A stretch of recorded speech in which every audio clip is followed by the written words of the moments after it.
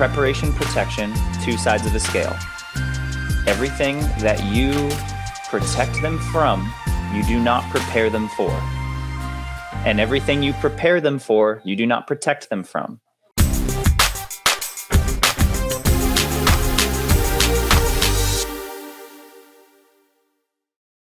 What's going on, guys? Welcome to another edition of Dads on Purpose, the podcast. I'm your host, Josh Ashford, and as always, got the big homie KB, Mr. Kevin Brigance. Kev, what up? Your mic working? What's up? Nope.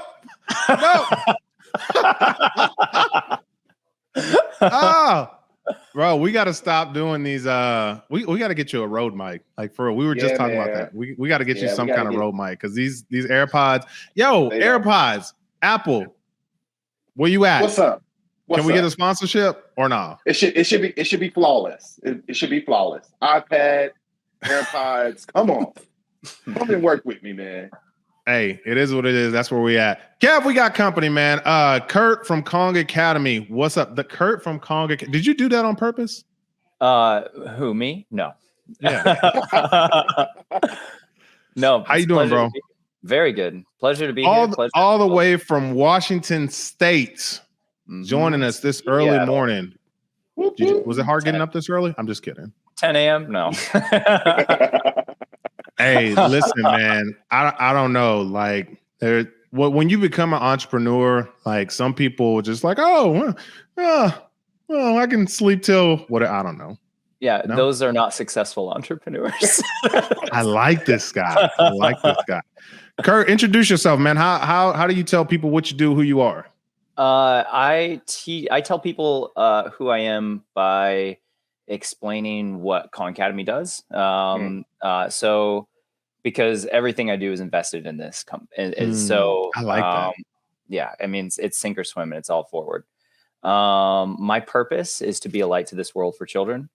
And I can have a greater impact by not just working directly with kids, but also by coaching and working with parents, because I've been in education for over 20 years. So it's something that is absolutely passionate about since I was a kid. I always worked with kids younger than me. And so and having that connection is great. So Kong Academy is a play-based organization that develops social and emotional skills through play and movement, because that's what kids do. They play, they move. And we talk so much about, we talk a lot about dads and like us getting moving. And so like, that's why I'm stoked to have this conversation, because we don't talk about kids like moving, like, but that's what they do. Kids, they move, do all these things. Right. And so we were talking right before we came on, and I was like, I don't like to do too much research, but like I know enough to be dangerous. And so I'm gonna ask this question. It's very leading, and then we're gonna get into some other stuff. But I was looking at your website, right? And I saw like the teaser video of like what you guys do, because you have an online platform as well as in person, right? Yep, okay. That's right. And I saw the virtual like parkour, things like that, and I noticed the kids were doing it in the living room, and they were jumping on the couch, and I immediately thought, he don't know no black people. or he has crossed over to parenthood that just say, hey man, this house is for the kids. Bruh, I'm like, man, because listen, you're not jumping on my couch. And that's fine. Actually, that's totally reasonable. And that actually scares a lot of parents away from that program. And to be honest, if parents are really freaked out about something getting like broken, then we're not probably a good fit for you, right? Yeah. Because, and that's fine. Good. Because it's like, look, kids need the ability to explore, and they're going to make wrong decisions. We coach them in making and helping them make right decisions, but they're not going to be responsible unless they get an opportunity to practice. So what are you going to do? Are you going to practice when you're in college, or are you going to practice when you're 8 at home under the tutelage of your parents? Right. So if you're in the living room and you're like, I'm going to practice this big jump. Well, the jump could be from a couch to a pillow on the carpet. And that's a lot better than I'm on a playground and I'm going to see if I can get to the slide, right? And if you want to find out if you can make it, probably better to do it in a lower risk situation where the kids are, where you actually get an invitation with, the parent and the kid to say, what can you jump on? What can you not jump on? Can you respect this environment? Because now we're actually having a conversation, developing more respect for each other, and they're getting their needs met, right? So I love it. I think I love it. And what I heard when you were speaking is like structured play, right? So it's not just, hey, y'all go play. It's like, hey, y'all go play. This is your area to play. And this is how we play in this area. And if you can't handle that, then we need to find you something else to do. You can't play in this area, or you can't respect this area enough to play. I love that, man, because I didn't have that when I was, because I had the same idea. Clearly we ain't had that. but even with Kendall, I had the same idea, but I didn't do the structure in it. It was just like, hey, we made our house to a point where it was like, hey, you don't have it. Man, I got so many whoopings for breaking stuff. I was like, man, listen, this is just a kid-friendly house. So we don't have any things that we're worried about being broken. Like when we bought our couch with the idea of durability. Like, this is going to be something that she can jump on, sleep on, hang off on. So I love that. Yeah, it's almost like people will have kids in the same way that they have a dog, and then they're like, but I don't want my dog to shed. And it's like, okay, well, good luck with that, right? Like, it's, kids are going to be messy. Kids are going to learn through trial and error and under our modeling. So it's like, okay, what do they have the space and environment to be able to explore and play? Because one distinction I wanted to make out of that was, this is the area, this is what is acceptable, what's not acceptable. But we want to create two spaces. We want one space to be something where it's like, we're working on this. I teach you, we directly give a skill. We do something like that. Now you're responsible for this skill. Now go ahead and try it somewhere else. Because if I tell them how, what, where, when, that's literally removing childhood. And I am no longer giving you freedom of exploration. I'm just basically putting you into another schooling system or another and it's just like, okay, well, think of how many choices a kid get in a day, right? Yeah.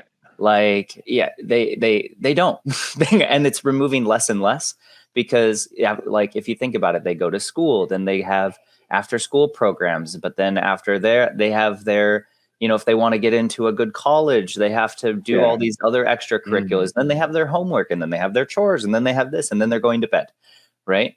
Like the kids are. And they bet not come home and tell me no. They bet not come home and tell me no. Yeah, exactly. But then what do you do when you get home from work? Do you want some time to relax and chill out? And like, so it's like, but we don't provide a lot of empty space for kids. But what kids relax when they come home? Because my kids, my kids jump out the car and we got a swing in the front yard. The little 18-month-old swing. Like soon as she jumps, she making a beeline. There is no calming down. Even to the point when we put her down, she's just go nonstop. But I'm just like, when do kids calm down? I don't know. That's not a real question. I don't want you to answer it. Okay. But because I did want to jump back. I did want to jump back to, like you said, you were in education for a long, long time. Like, how did this idea come up? Because you said you've been doing it 5 years, like nonstop, sink or swim. This is what you went into. Like, how the heck did you get into kids parkour? Like, okay, so I got into parkour, even before then, like one of my first jobs was a swim instructor. Okay. And I've always been someone who moves and plays. And I've never lost that spirit, right? Yeah. I continuously play. I love it. I think it's fun. You're both smiling. So, just being able to have a good time is something I've always enjoyed. But in that movement and play, I found a lot more of a spiritual side of things, right? Because when you're confronted with, having to swim all the way across the lake, or you are confronted with a very physical representation of a conflict or of a issue of some type of some type of thing that you have to confront. Like if you're like climb to the top of the tree, but now I'm scared, right? Like these things present real emotion and real situations, and it's no longer theoretical. It's like, imagine when you get frustrated with your brother, right? Or imagine that you get scared. What do? Or I climb a tree and I'm actually scared, and now I'm practicing this, right? So this is something I've done my whole life. I've also taught kids my whole life. And then I discovered parkour shortly after I moved to Seattle. I was married at the time, and then she had left, and I was very distraught. I didn't know what to do, and I was like looking up something like, where am I going to pour in my time and investment? I found this thing called Russian climbing. Parkour was not a thing at the time. And so I started looking up, like I saw this video, got really inspired, and started like, trying to find as much, footage as I could. And then I was just Russian climbing. Yeah, exactly. And then I shortly after that found a group of people who were doing it in Washington. I helped them start and build their gym, ran their kids programs, slowly started ramping up what I did there, and basically became the guy who was teaching the majority of all the kids programming. And I had wait lists way out the door. Like people were like really 6-7 months ahead of time. They were like, how do I get into your class? For parkour. Yeah. Oh. yeah. For parkour. Hey. And yeah. Oh, just to, please go ahead. No, I was just because I was just thinking, many of us, and especially dads of color, may not know what parkour is or what all of that is. So can you just give us? Can you just give us a small description what parkour? Yeah. Okay. Am I even saying that right? Yeah, parkour. Yeah, it's like our park, but flip it around. So it's if you think of sorry, you can't. Yeah. So if you think about you know what Ninja Warrior is? Okay, so if you know what Ninja Warrior is, imagine that without pre-made obstacles outside, right? Like, or it's basically, I think of it as the discipline of overcoming obstacles, right? Which has based on your I really think that was a landing thing of like, oh, actually that's deeper than just I jump around on things, right? Because if there's something that you're trying, like originally in parkour, there was an expression, be strong to be useful, and all there's all these like altruistic expressions, and the goal was that if you can, it's your responsibility to be able to, right? Or so like if a kid is hanging off of a little balcony, right, and you have to climb 6 stories up apartment complex, it's your job, right? And so like it's this functional training that but through that functional training, you develop yourself both physically, mentally, emotionally. And that's where I really connected the dots, because in the kids classes that I was teaching, no, I'm not having them climb up the side of a building and jumping off. That's ridiculous. But I still have them do all of the same movements scaled down to give them the same feeling, so they have that same practice. Because, if I can get them to stand up 6 feet and they jump to a padded block that's, 4 feet across, 5 feet across, that's high for them. That's scary for them. I can still spot them, but they still have to work through that physical, emotional, mental issues. And I had parents saying, my kid's learning about courage in such a unique way, or my kid came home and started telling me what respect means, or like, that's where the real education comes from. The physical thing is the attractive lure, like the cool, like, hey, check this out. But what you get out of it is so much more than that. And that's the intent of Khan Academy, right? Is all of our program is based off of that social emotional development. So this quarter, for example, in our classes, we are literally going over responsible decision making, right? What is the process kids make to make responsible decisions when they're outside playing? Now, what's that look like, though? It looks like, well, there's a couple of components to it. Number one is to know what responsibility and consequences are, right? No, and so responsibility. And how do you teach that to a 5-year-old? Right, because that's such a I loaded. teach that to a 3-year-old. Yeah. I'm asking for a friend. Here you go. Friend. Yeah. Okay. Here it is. You ready? Responsibility. It's your choice to always make the right choice. That's what responsibility is, right? Consequences are the results of actions. That's it. That's it. Yeah. Right. If you can boil it down to something simple, then you can, because if you can't boil it down to simple, you don't understand it. Right. And if you're trying to explain it to a 5-year-old and you're trying to go through and it's all of these anecdotes and it's kind of like, then you don't understand it. Right. Yeah. How are they going to get it? Right. Yeah. And how are you going to build off of that? That's going to be crazy. So responsibility, it's your choice to always make the right choice. Yeah. And consequences are just the results of actions. They could be positive. They could be negative.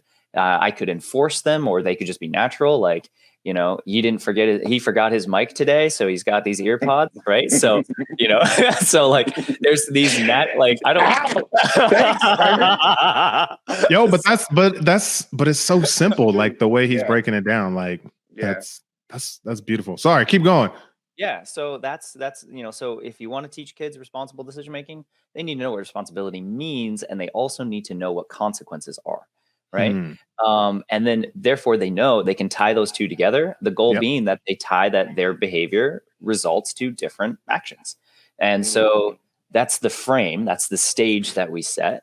But then they're actually going to have experiences where they get to make decisions, because if they're going to learn to make responsible ones, they have to have the space and the allowance to be able to do it. Right. So, you know, one way that we'll do that is I will give them the capacity of doing what I call build play. And I will give them equipment. They build something and they get to play on it. What kind of equipment they play on it? You know, we have these foam padded like gymnastics. Like gymnastics, kind of things. You know, we'll give them metal rails or 2x4s, and they basically get to construct their own creation and setup to play on. But before they're allowed to go on it, they have to test for 3 things. Is it slippery? Is it wobbly? And what could you crash into? Right? Because I'm just trying to get them to grow their mindfulness. And then, and part of that is to test it first. Before you go on it, you have to test it. Well, I fell down and I got hurt. Well, was it wobbly? Yeah. Well, we're going to have to make sure that we check for that. Okay. And there's no judgment attached to it. And I'll take care of them physically, and I'll watch out for if there's something's really going to go wrong, and I can be there. But without that practice, they're not going to develop the skill. You can't have a responsible decision-making kid unless you give them the practice. But most parents don't want to give them the practice because it's inconvenient. Because I don't want to have to deal with the problems that come afterwards. But let me ask you another question. Pull that thread longer. What problem would you rather deal with? Right? Absolutely. Like, would you rather deal with a kid that I want to say something, because this goes back to a conversation that we were having before, like Kev got on, but I'm not going to go down this rabbit hole. But this sounds like the same thing with the whole spanking conversation. Like parents not wanting to take the time to figure out what the heck went wrong, but rather just jump to the quick fix of, well, I'm going to just make sure that you listen. And so as far as like giving kids options and allowing them to grow and things like that, that takes time. It takes time. But on the on the flip side, like, what is the alternative? Like, how much time is it going to undo? You know what I mean? Because you know, the thing is that because that's a layered thing, right? A lot of people who use spanking as a tool, and I'm not saying that I'm not even staying on spanking. I'm not even staying. I won't go down that rabbit hole. Oh, well, okay. Well, all right. I was just using that analogy of that, like how it fits in so many different areas, right? Absolutely. Like as far as like us not taking the time to invest in our kids in certain aspects, and what is the result of that? Because you're either going to invest now or you're going to invest later. But I think what I really love about it is that, number one, not only are you teaching these kids, but now you're teaching the parents. And with my work, we don't know how to raise kids, period. That's just point blank and period. Until we start getting into some books and starting understanding about childhood development, which Curt currently has a full. That's why I love you, bro. I love everything you're saying because I've done that. Like when I first started off mentoring, I started off in elementary schools, and I'm like, these kids aren't going to sit down and just listen to me. So I did play therapy where I took them out on the playground and coached them in the moment. But I think that for parenting, we must understand that our kids need to learn choices and have choices and be able to make decisions within the choices that they're given. They must learn responsibility because it's their responsibility. And like I try to tell my daughter all the time, it's your responsibility to go to school. It's your responsibility to, get the grades. Like, that's not my responsibility. But we can't wait until they get into grade school to do that. We need to start teaching them responsibility, even as young as a newborn, right? Just nurturing that all the way through, and giving them the opportunity to fail. And I think that's the biggest thing that I love that you do, Curt, at your organization is our kids don't have a place where they can fail and fail in a safe place. But now you've created this environment where, number one, they have to use all their senses and they're going to fail, but it's a safe place to fail where they can be rebuilt up. And I think for parents that are listening, it's not just failing and coddling what Curt did. He said he failed. Why did you fail? Yeah. What didn't you do? And then now go try it again. And this time we'll see how it works at this go around. So I think those are just some great points, bro, that when I think about parenting, people think about these things as parenting. I'm thinking like, okay, I got to feed her, clothe her, give her a bath, put her to sleep. But I'm not thinking about this. Yeah. And I love everything that you just said. And I'm really grateful for the acknowledgement. But when you think of what parenting is, just to kind of latch onto that last piece there. If you think about what is the role of a parent, right? To guide. Okay. And do you is there any other thoughts? Because I have a very clear distinction of what I think the role of a parent is. So I'm just curious. I didn't know it was like an actual question. I have something. Yeah, but no, it's I don't have an agenda. I love the conversation. So, what is the role of a parent? So to me, the role of a parent is to prepare your child to become independent. Yeah. Right? You don't get to do that without obviously feeding them, making sure they're clothed, because those are physical needs, and without physical needs being met, they die. Right.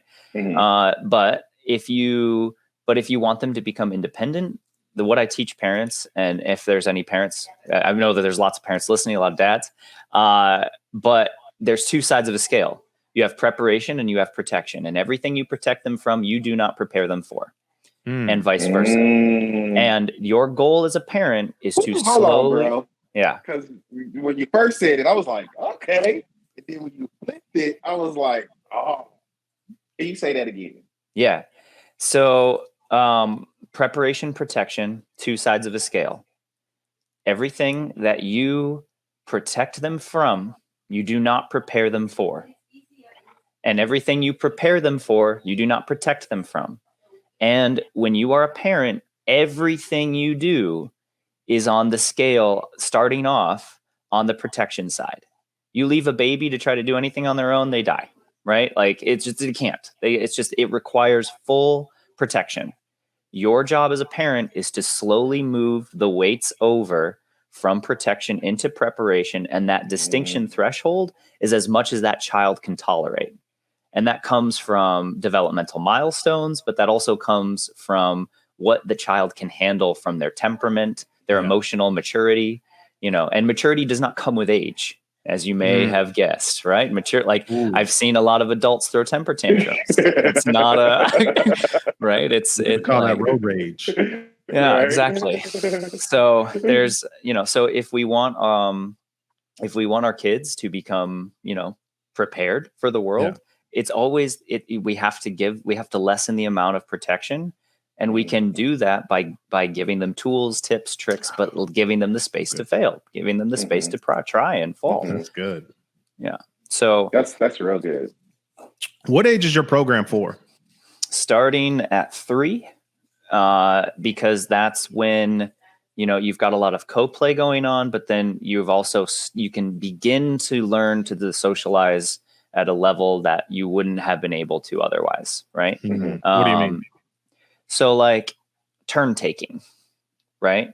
Gotcha. That's going to be something that a 2-year-old is going to have a much more difficult concept of understanding, which is fair enough, because literally the first couple years of your life, you are just, just trying to figure out like, how does everything work? Right. Let alone, and so to even try to extend that outside of myself is something that is just a big step of a challenge. When you're 3, you can start to learn it, and the earlier you learn it, the better. Oh, that was the other thing I was going to mention, is that when it comes to, the time, like when would you rather learn it? The consequences only grow bigger as you get older, right? Like I can teach you about responsibility when you're 6, and I can keep doing that as you're, growing through middle childhood and getting into high school and all this other stuff. Or you could learn on your own when you have to pay bills. Like which one?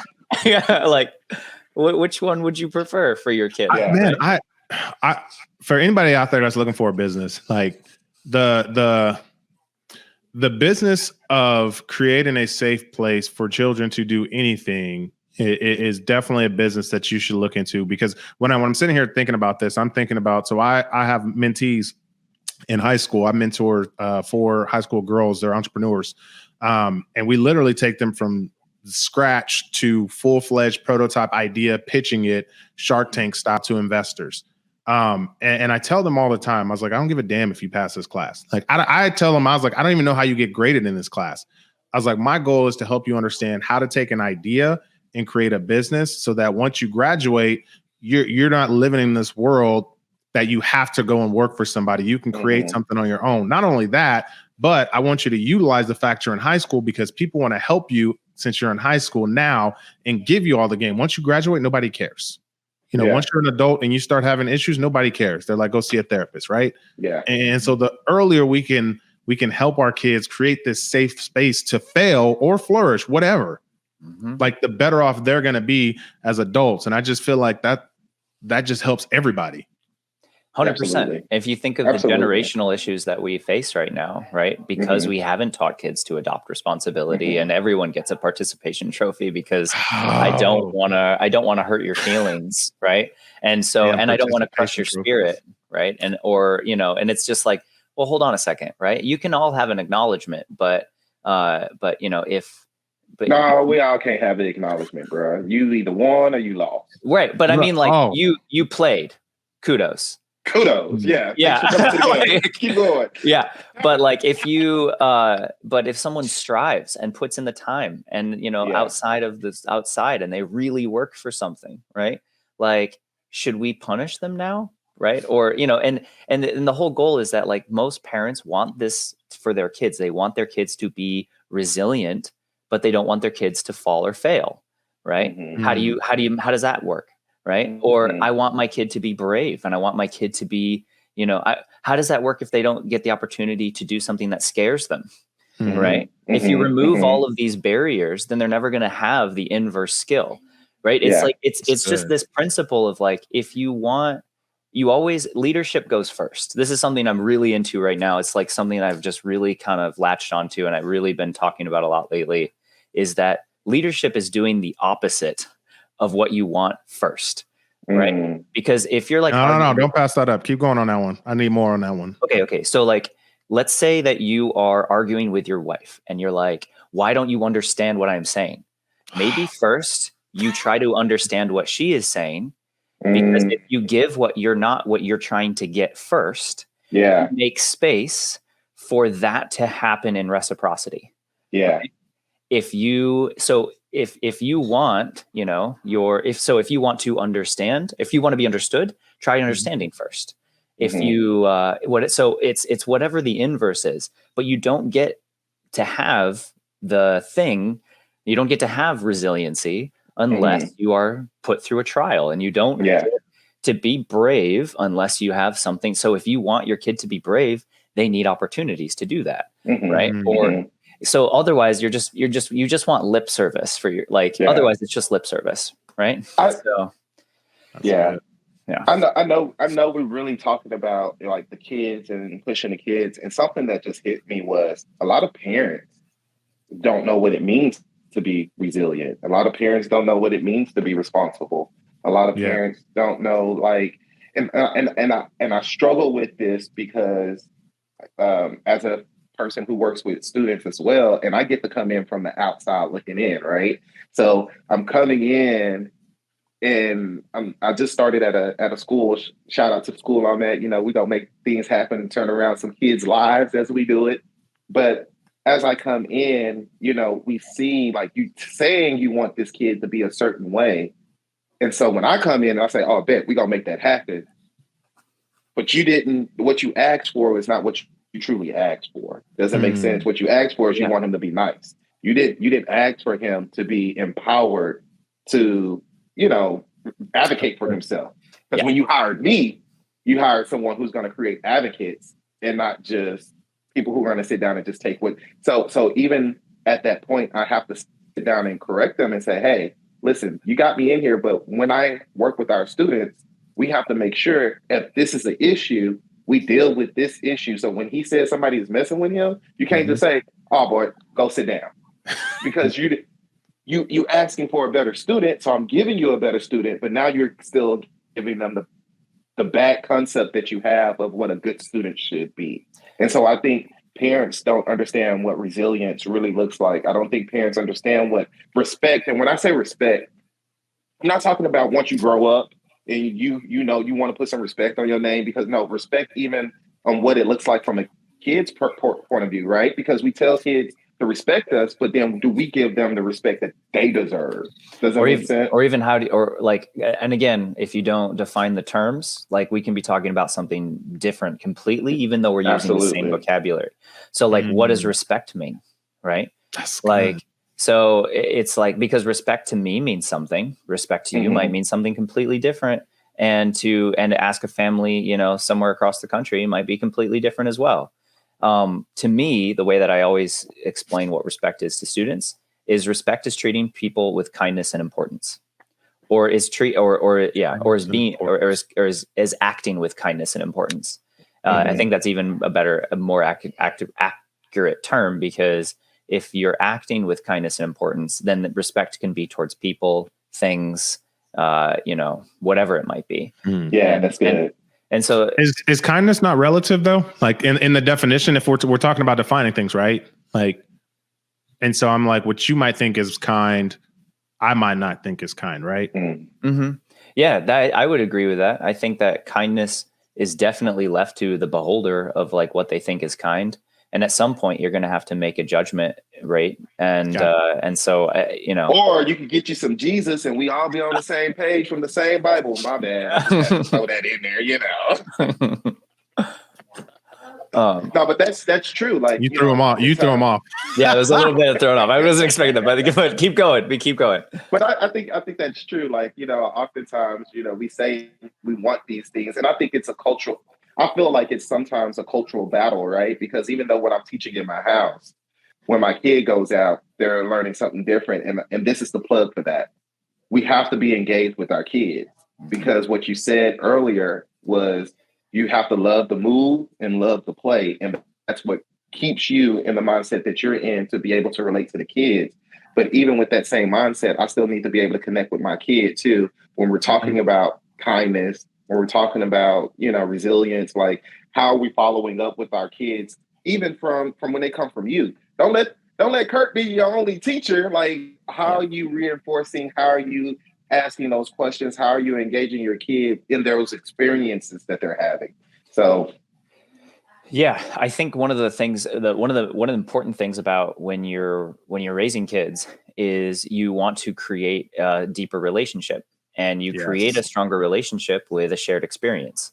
And if you want to have something that's meaningful, an experience that's meaningful, you need to communicate and associate with them on their level, right? You can't play the way you want to play.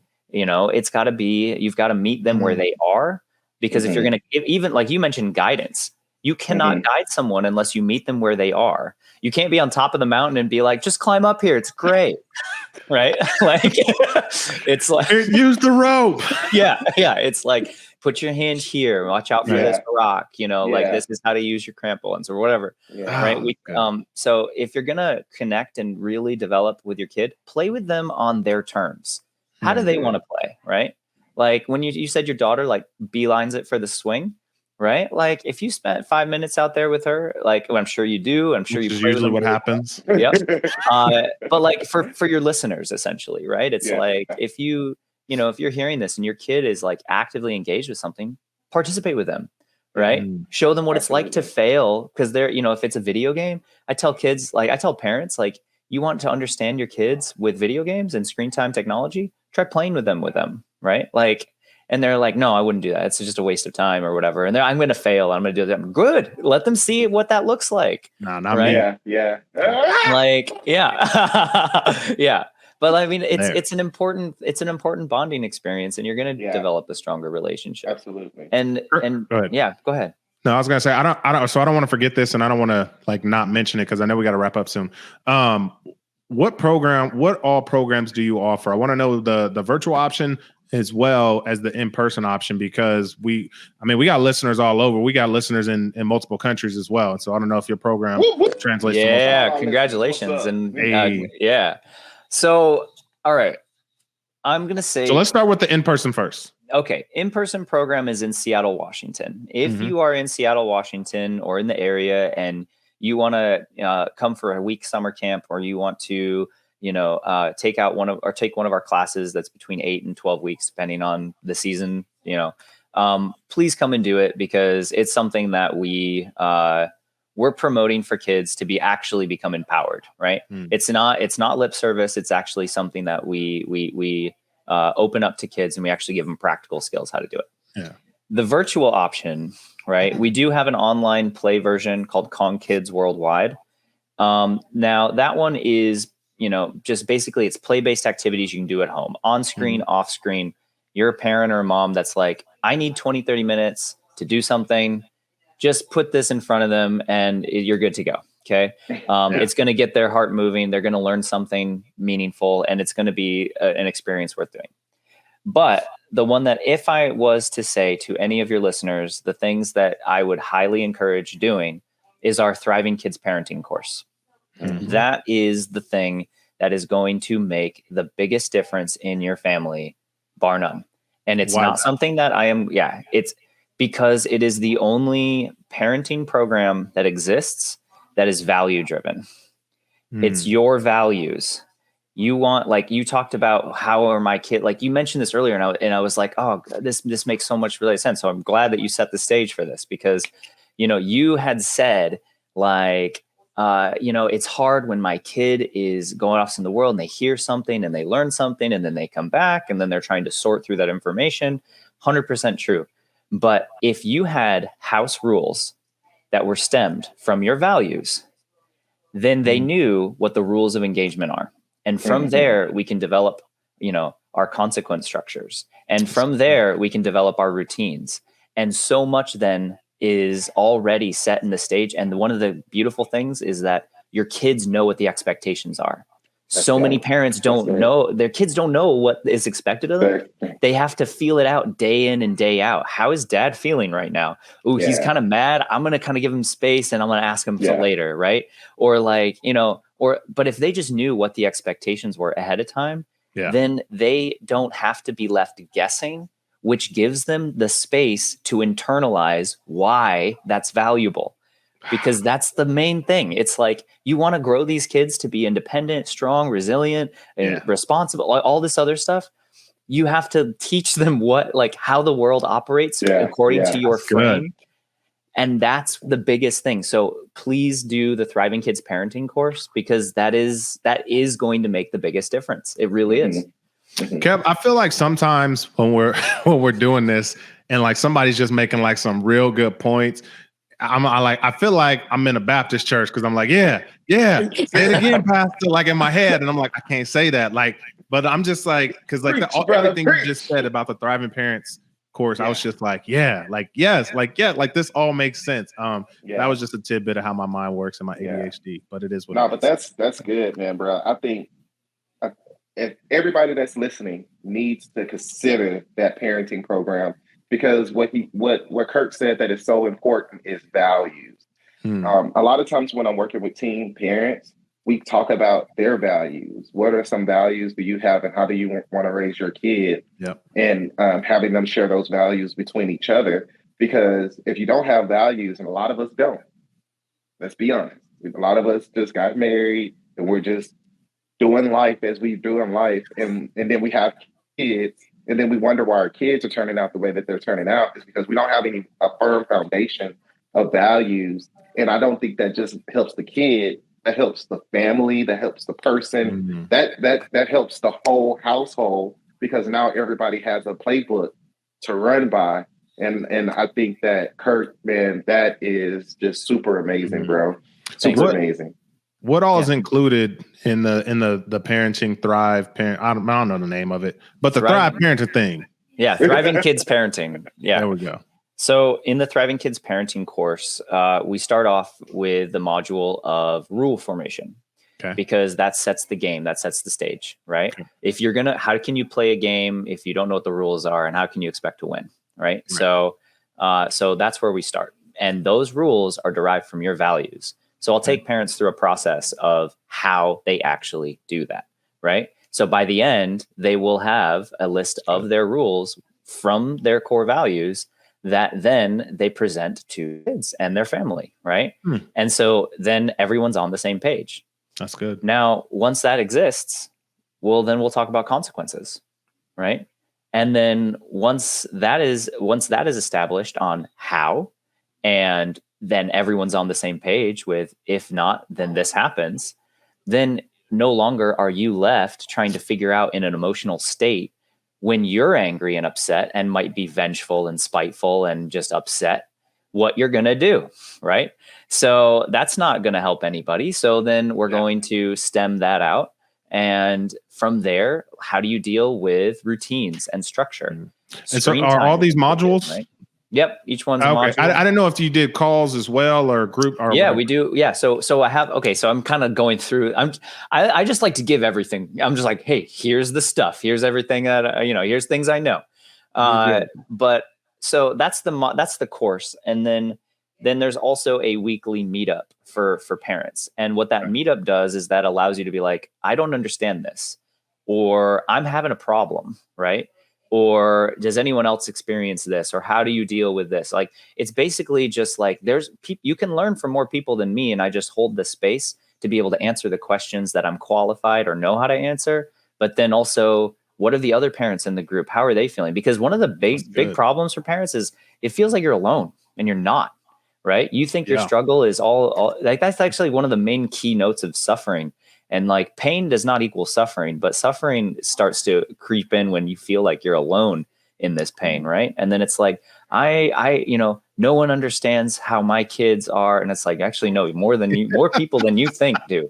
So when you come to these calls, it's actually something that's actually, you get to see other parents, right? You get to be with other parents. And then we also do, I think, we also do like a 24-hour or 48-hour, I can't remember it's like basically a hotline. Like, I have an emergency problem. I don't know what to do.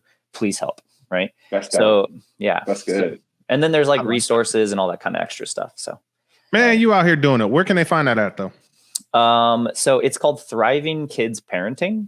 And if you go to kongacademy.org, that's our company, that's our website. You can look for it through there. And and then also just email us at info at Kong Academy, KONG academy.org. You can tell I've said that quite a few times, right? Yeah. I'm mad that he spelled info. I'm not upset. I get it, but I'm like, it is what got his own infomercial. Damn. Yeah. Yo. Boom. What would you like to leave the parents out there with, man, before we get out of here? Because this has been amazing. Like, you've given away a lot of information, man, and a lot of nuggets. Bro. And I'm a firm believer of like, give your best information away. But I'm also a firm believer, and I've been coached by a lot of people, like, hey man, you got to dangle the carrot. Like that's why I knew you had a whole bunch of modules, but I couldn't let you go through all of them. So no, I appreciate that. Actually, that's kind to like salivate. Like, oh. Yeah, you can tell that I'm not the business person in our organization. I am the artist, and I'm the one that I am 100% here to make a difference, right? Yeah, I seriously and am that's beautiful. We need you. We just don't need you telling everything. Yeah, I know. Yeah, my business partner is going to be like, stop talking. Like, you're going to be like, wait, but they're going to have to hear this. This is important. Yeah. But yeah, what would you like to leave people with? Oh, and don't give away all. I'm just kidding. God, there's so many things I would want to share. Spend time with your kids, play with them. That alone would make a world of difference. If you find that you're too busy trying to figure out what you're busy doing, play, spend time with your kids. Keep in mind protection and preparation, right? What you protect them from, you don't prepare them for. That's an important thing to remind. Yeah. Tip. Yep. Slowly move the scales. And give your kids choices, right? Give them choices and space to fail, because if they don't, then they're going to become adults, which is something that most parents don't even conceive of, but they're going to become adults. They're going to move away. How do you want them to behave when they're out there in the world? Right. So give them choices so they have practice. So, yeah. Yeah. What you got, man? I'm always coming from the teenage phase. Listen, it's not too late. So even if you can't get in parkour, like you're like, dude, I can't do it. My kid is not into it. Man, find something that your kid is into and engage them. Engage them at 12, 13, 14, 15, 16. Our kids still need to be engaged. Now, the difference is going to be that it's not going to be little Barbies and little, games and toys and movies. You may have to do something that you enjoy doing and invite that teen person in so that you can have those conversations. One of the beautiful things that I heard from my family yesterday was my wife said she picked up Kendall. She told them when they got home, they were going to go for a walk. When she got home, she said, hey, don't forget we're going for a walk. First thing my teenager does, as every other teenager, I'm tired, right? But just engaging her, making her go on a walk. They had great conversation. They came back. They hung out afterwards. So just if you have a teenager, they're teenagers, right? But it's still our responsibility as parents to engage them where they are and then still give them choices, still give them consequences, still give them everything that Curt has talked about is still relevant in the young teen and the young adult phase. I'm going to say that as well, because our brains aren't fully developed until we're 25. So we still need those supports. Yeah, we still need those supports in those areas. Yeah. No, I love it, man. I'm going to just leave people with this show. Like, have gratitude for wherever situation you're in, whatever phase in life you're in, man, because I'm going to just be real. I'm going to just be 100% transparent. I was down in the dumps on some dumb stuff like a couple days ago. Right. And I was just sitting there and I was listening to somebody, I can't remember who it was, but he was just like, he's like, your situation right now is something that you prayed for a long time ago. And you're steadily trying to look for that next situation, but like, enjoy this moment right now. And I was just like, I have prayed for this. Like, I grew up in a 2-bedroom, 1-bathroom apartment, like 800 square feet, 5 of us in the house, roaches crawling over my stomach. Like, I prayed for the day to have a home where my kids can just have a backyard to run and just be free and just enjoy life. And I was like, bruh. And I'm sitting and I was getting down about some other things I'm trying to do. And I was just like, bruh, right? And so I'm just reminding people, like, just be grateful for the situation that you're in, because this is probably something you prayed for a long time ago that you just forgot about. Now you got it. Now you're trying to get the next thing, man. That's it. That's all I got. Don't forget to like the podcast, subscribe to the podcast, share the podcast. 3,000 people. Share it with 3,000 people. I don't know how you're going to do it, but do it. Until next week, take care. God bless. We love you guys. We out of here.